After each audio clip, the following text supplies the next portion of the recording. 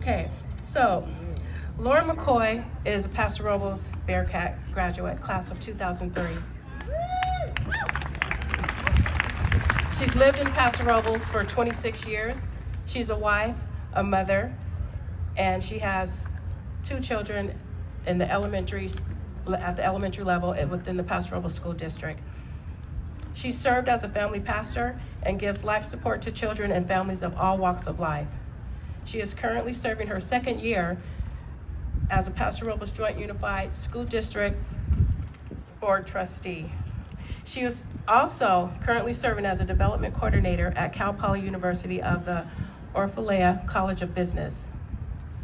She enjoys singing, music, and traveling to different places worldwide, and she is a real foodie. Lauren feels strongly about the well-being of the youth in our country and is dedicated to helping them to be and have a stable foundation where they can feel safe, loved, and are taught right from wrong, where they can have every opportunity to be the very best that they can be. Sorry, I jumbled that up a little bit, but and I present to you Lauren McCoy.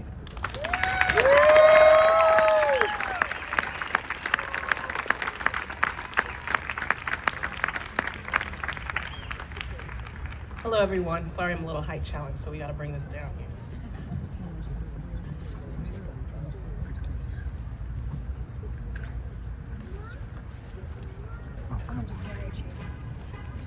How's everyone doing?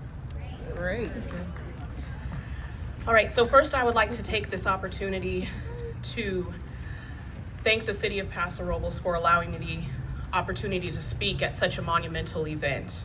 I don't take this opportunity lightly, and I'm honored to be here with all of you for the common goal of togetherness in our beautiful city of Paso Robles. Growing up, I was the only girl out of 6 boys, and we didn't all live together at the same time, but there were enough moments of us being together in one house. During those times, I recall the 7 of us being in little cliques and ganging up on each other, and the many fights we had, the moments when some of us almost lost our lives due to someone fooling around or trying to get back at the other for something they may or may not have done. And if you're a parent such as myself, you know how frustrating that can be to have a house full of kids fighting all the time over silly things. But those silly things were important to us as kids. Looking back now, I realize that some of it was just us being childish. I also grew up as a daddy's girl, and I'll never forget some knowledge that my dad dropped on me one day, and he said, "Lauren, if you don't learn to take down when you know you're right, then you'll forever be in conflict with your brothers." He said, "Choose your battles wisely. It's important to support and love one another, even if they do something you don't like. You need them and they need you. You all are a team, and no matter what, you should learn to be each other's biggest fan. You need to learn when and how to agree and disagree without fighting. You need to learn to respect one another, even if you don't agree. That knowledge is something that I currently teach my own children and that I practice in all of my relationships." There's a scripture that says in Ecclesiastes 4:9-12, it says, "2 are better than 1, because a good return comes when 2 work together. If one of them falls, then the other can help them up. But who will help the pitiful person who falls down alone? In the same way, if 2 lie down together, then they can keep each other warm. But how will the one who sleeps alone stay warm against the night? And if one person is vulnerable to attack, 2 can drive the attacker away." The community of Paso Robles is far more than 2 people. We as a community need one another. When we work together to put our pride aside and focus on a common goal, we can accomplish so much. I want to break down some of Dr. Martin Luther King Jr.'s speech for us today.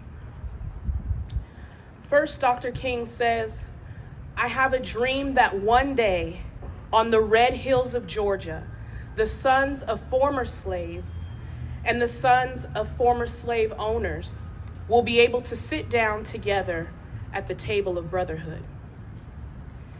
If you take a moment to visualize this dynamic, a former slave's child and a slave owner's child, they were taught to hate one another. The slaves were taught that their owners were better than them, and they were taught that they would never be as good as them, no matter how hard they may try. They were taught to cater to their slave master's every need. What would happen if they both sat down in a room and humbly shared their hearts?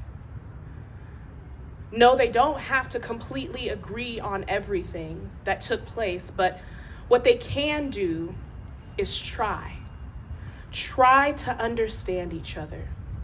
They could make a pact that the injustices that took place could stop with them, and they could teach their children and future generations that we no longer will live and behave in a way that cultivates division and separation. We will no longer live in fear and scar the next generations with our fears. Dr. King goes on to say, I have a dream that my 4 little children will one day live in a nation where they will not be judged by the color of their skin, but by the content of their character. Beyond popular belief, we still live in a nation where we are judged by the color of our skin, no matter what our shade are. And we have even added to this list. People are judged by their pay scales. They're judged by the neighborhood they may or may not live in. They're judged by their lifestyles, and the list goes on. But the definition of character is what a person is really like, their values, their personality, and their level of integrity when no one else is watching. When no one else is watching. What if our community would take the time to have meaningful conversations with each other, to truly get to know and understand each other? What if our community would treat each other with love and respect, even in our differences? Then we'd be on the road to togetherness. Dr. King says, I have a dream that one day right there in Alabama, little black boys and little black girls will be able to join hands with little white boys and little white girls as sisters and brothers. This is a part of the dream that has come true for us here in Paso Robles, and I'm so proud of this dream coming true. But in the same breath, it's not the reality for all cities in our country. But we must spread this everywhere we go, starting with our children, our nieces, our nephews, our cousins.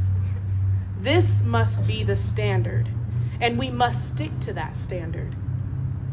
We must show love to all people, whether they look like us or not, whether they think like us or not, whether they believe like us or not. Our job as humans is not to tell folks how they should think or act, or what they should or should not be doing, but to set examples of what love and unity truly look like.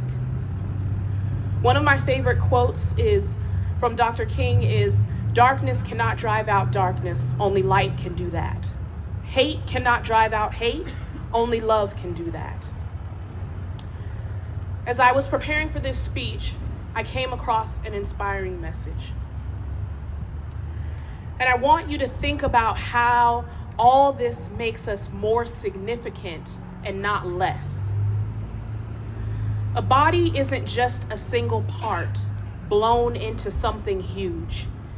It's all the different but similar parts arranged and functioning together.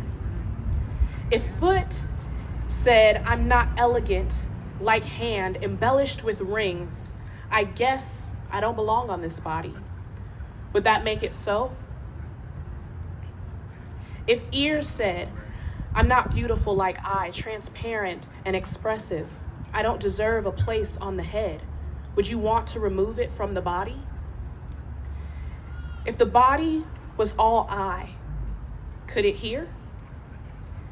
If all ear, could it smell?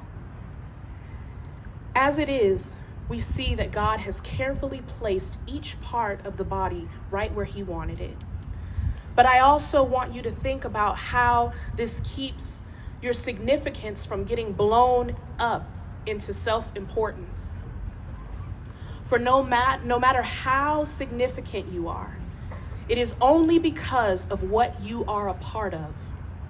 An enormous eye or a gigantic hand wouldn't be a body, but a monster.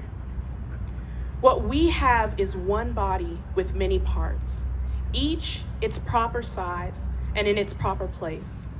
No part is more important on its own. Can you imagine telling hand to get lost, I don't need you, or head telling foot, you're fired, your job has been phased out? As a matter of fact, in practice, it works the other way. The lower the part, the more basic and therefore necessary. You can live without an eye, for instance, but not without a stomach.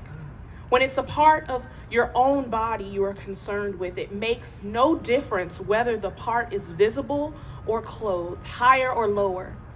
You give it dignity and honor just as it is, without comparison. If anything, you have more concern for the lower parts than the higher. If you had to choose, wouldn't you prefer good digestion over a full body of hair? The way our bodies are designed is a model for understanding our lives together as a community. Every part dependent on every other part. The parts we mention and the parts we don't. The parts we see and the parts we don't. If one part hurts, every part is involved in that hurt and in its healing. If one part flourishes, every other part enters into exuberance. And if you want to go back, you can find that in 1 Corinthians 12:14 through 26. We as the community of Paso Robles need to look at our togetherness in this light. We all have something different to bring to the table. We all have something different to bring to our community. We all need each other's strengths to make these things happen in our city.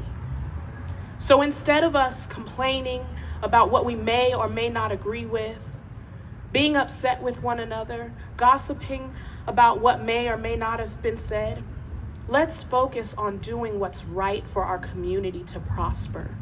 Let's focus on staying humble.